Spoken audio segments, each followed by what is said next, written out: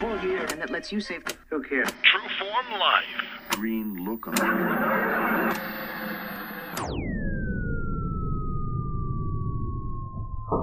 You've just tuned into another episode of Exploring Mind and Body. I'm your host, Drew Tadia, fitness expert. Today I'm going to change your mindset and give you your own 10-minute workout.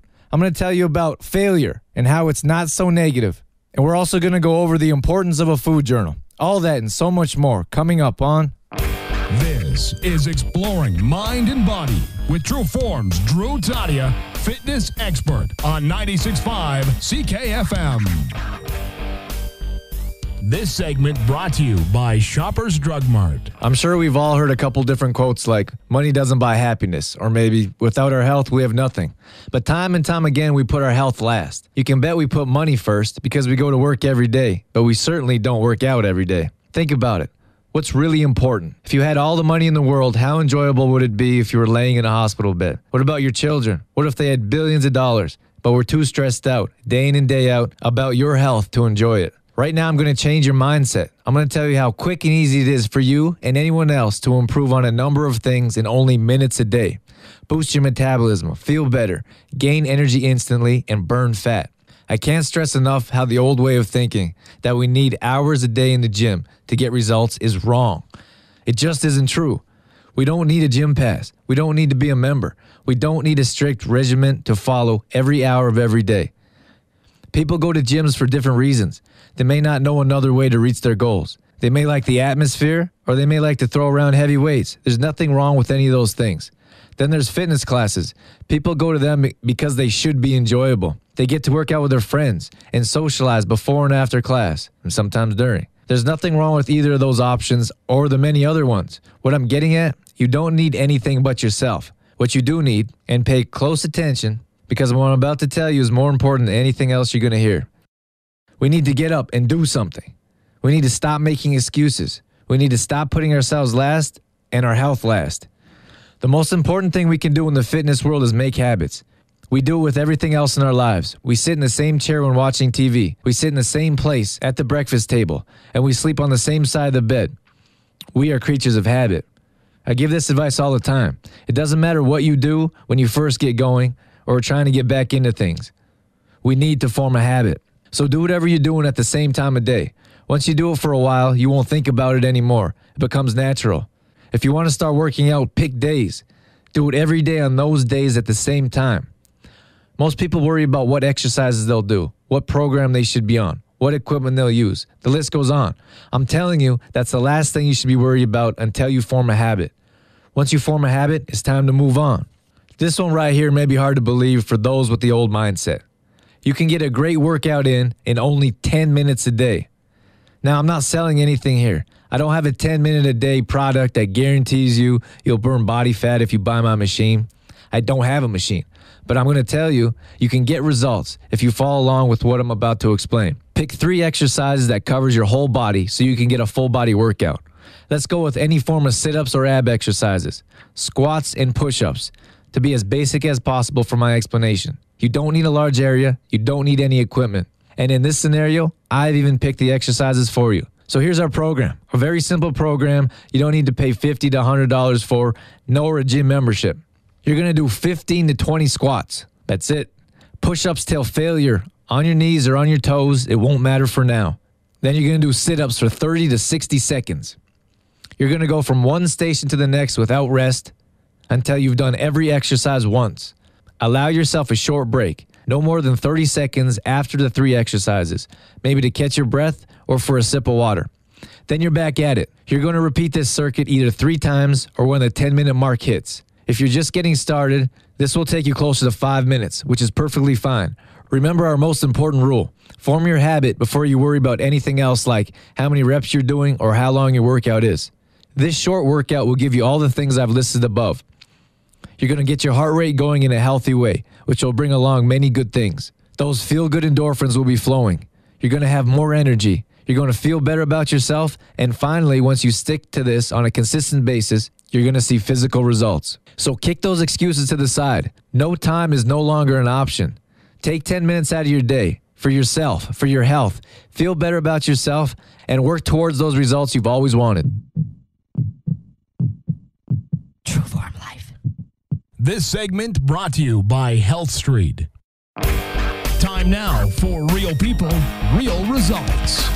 All right, in this week's Real People, Real Results, we have some questions sent in by you. This one question came up at class, so I wanted to share it with the rest of you. What can you do for shin splints? This is a common problem for those sports that frequently take place on hard surfaces, especially when there's jumping involved. So basketball and volleyball has a large number of athletes that go through this.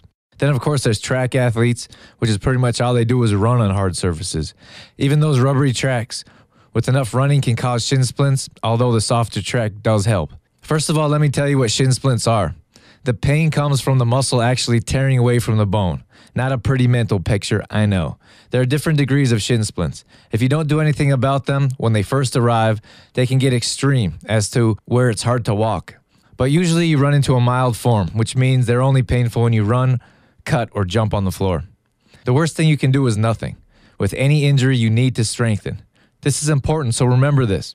I'll say it again. With any injury, you need to strengthen. If you leave it or take a break, maybe off season or miss some games or workouts, the injury will only come back. As mind-numbing as it is to go to the freezer after every game, after every practice or workout to get a bag of ice, this has to be done. Icing will be a major step in preventing your shin splints from getting worse.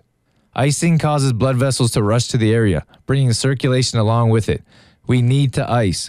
Let's talk about strengthening. One thing you can do is walk backwards. When I was going to school, we would often see track athletes walking backwards around the track or on the treadmill. They were doing this to either prevent shin splints or help them build stronger. Something else you can do is tie a band around a stationary object and then your toe. You will then pull your toe towards you, causing resistance in the band. When you relax your toe and let it bend away from you, the band should also loosen. You can do reps of up to 12 of these, which will strengthen your shin muscle, or for a more technical term, it's actually called your tibialis anterior. You can also do the same exercise at the gym with a cable wrapped around your toe. The most important thing, though, if you're dealing with an injury, do something about it. It's never a good idea to just leave it. If you don't strengthen your injury internally from the root, it may feel better after some rest, but sooner or later, that same problem is going to bother you again. Our next question is, what is a protein shake for? The other night, we had a promotion at class where I handed out hemp protein samples to our members. These were actually sent in by Health Street from Rick, so thanks very much for that. I got a great question, which was, what's the protein for? I said a shake. They said, what's the shake for? I say this is a great question because I'm sure there's a number of people asking the same thing. I like those basic questions asked because sometimes I forget people don't know what I'm talking about. And if they don't ask, how do they know? I never get tired of questions. I never think they're stupid questions or questions too basic. I was always the kid that asked too many questions. I still am. I want to know everything about whatever it is I want to learn. I want to know why, how, when. Even when it didn't matter, it matters to me. So I got all kinds of responses from those authoritative figures. The ones we look up to, the ones we trust enough to help us understand. I got plenty of eye rolls. How about, don't do what I do what I say. I got stupid questions, even after I was told there was none. And I'll never forget the time my third grade teacher blew up at me for asking a question. Let's get back to shakes, though. A shake can be used for many different things. The most basic is if you want to increase the protein in your diet.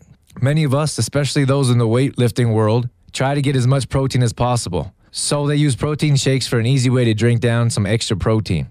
Most buy a protein powder, mix it in a shaker or blender, and it's a pretty quick way to reach that goal. You can use a shake as a meal replacement. You would add all the nutrients you want to get in your meal, most likely fruit, some protein powder, maybe some veggies like spinach, and some of the other things you like. Personally, I throw in a banana, rolled oats, flax, and hemp seeds as a baseline. Then I go on from there. Sometimes I throw in some protein powder, and then sometimes I get creative. Grab whatever's in the fridge, like frozen berries, or I find something I'm in the mood for, like ginger, oranges, or pumpkin seeds that have nutritional value. And finally, which goes right along with meal replacement, shakes are commonly used for breakfast.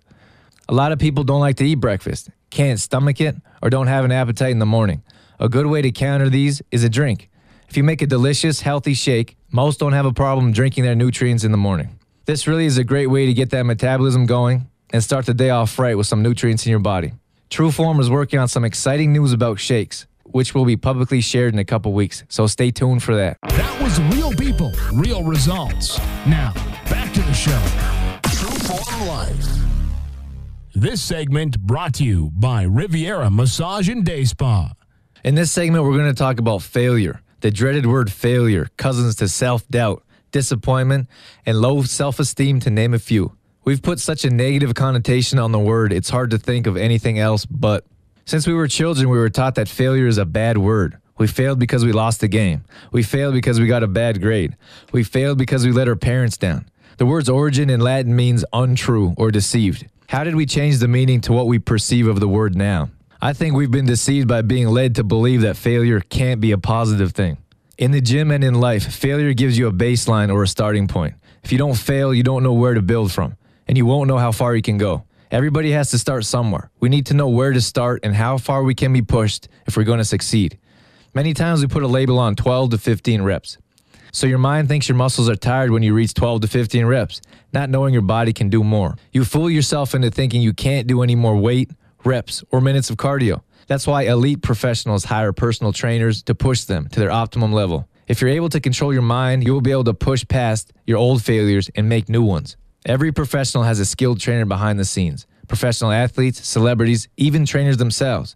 You get the most out of the last few reps of each set. So pushing yourself beyond of what you thought you can do is much more important than you think it is. To do this, you must fail. It's essential to know how far you can go to generate the maximum results, failing to achieve. Success would not be so great if we haven't failed.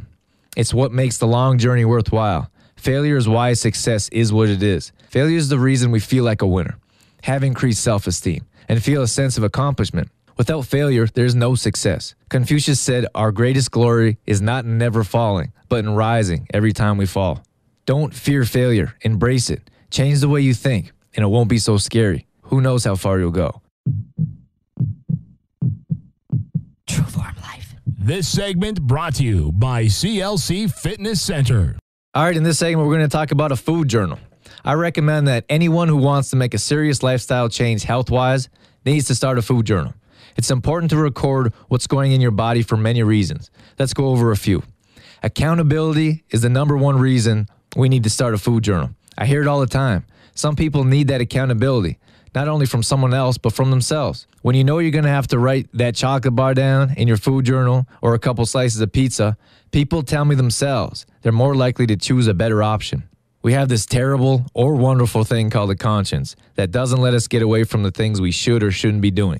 When you have a food journal sitting right in front of you, it's hard to ignore what you're about to consume. I'm not saying it's a good thing to feel guilty, but I'm saying this is a good way to avoid those unhealthy foods or snacks altogether. The next major reason is perception. We all have a different perception of what's enough or what's a reality. Let me give you a quick example. I was at the gym and someone asked me how much water they should be drinking throughout the day. I told them to get started, it's more important to know how much you're drinking at the moment. It wouldn't be very realistic for me to give advice such as you should drink 4 liters of water if they were hardly drinking any water at all. That would be setting someone up to fail, which is why I needed to know how much they were drinking at the moment. So this person told me they drink tons of water throughout their workout, which is probably enough for the entire day. I asked how much that was, and they said, oh, probably 8 to 10 cups of these. Then they held up one of those tiny cups that sit on top of those portable water bottle dispensers. I tried to explain that's not nearly enough for a workout, let alone a day. Of course, that's an extreme case, but that's reality. That story really happened to me. I guess my point is, without actually writing things down, we don't know what we're putting in our bodies throughout the day. I don't recommend weighing or measuring for beginners, which doesn't mean you shouldn't. I know a very good trainer that uses this method, who gets incredible results with their clients. It's just not what I do. So if you're going to start a food journal, write down exactly what you eat at the time you eat it. Carry your food journal around everywhere you go. It doesn't have to be big, just something you can write notes in, something that'll fit in a purse or bag without any trouble. After you've been recording for a couple weeks, you'll be able to see a pattern of how and when you eat. If you can't find someone to look over your food journal, do it yourself. Be sure to make small adjustments and make yourself some small weekly goals. If you're eating a bag of chips every night, reduce that to 3 times a week. If you have soda every